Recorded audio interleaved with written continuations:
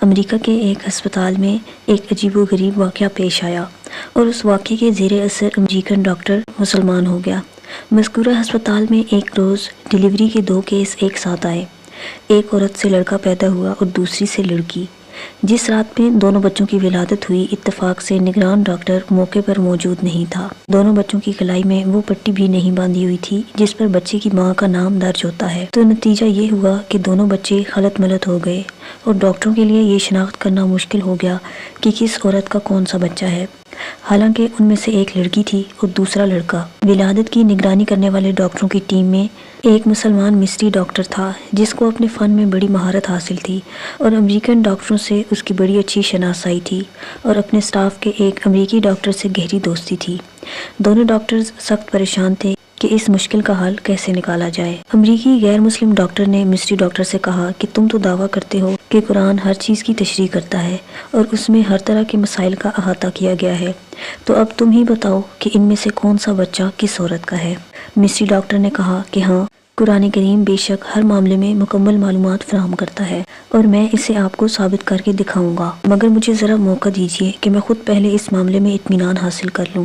چنانچہ مصری ڈاکٹر نے باقاعدہ اس مقصد کے لیے مصر کا سفر کیا اور جامعہ ازہر کے بعض شیوخ سے اس مسئلے میں استفسار کیا اور امریکن دوست ڈاکٹر کے ساتھ کی گئی اپنی بات چیت کی رودات بھی پیش کی۔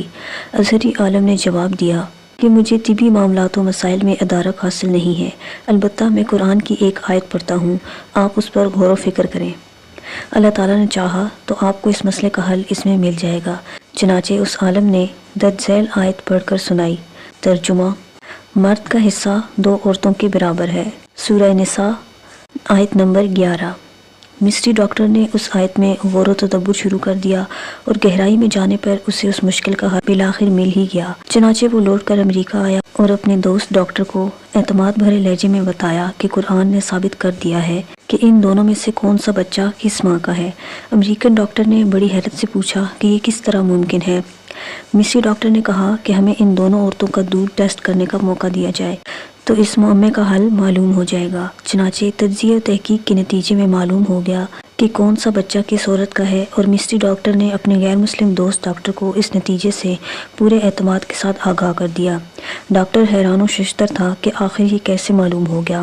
مصری ڈاکٹر نے بتایا کہ اس تحقیق و تجزیے کے نتیجے میں جو بات سامنے آئی ہے وہ یہ تھی کہ لڑکی کی ماں کے مقابلے میں لڑکے کی ماں میں دگنا مقدار میں دودھ پایا گیا۔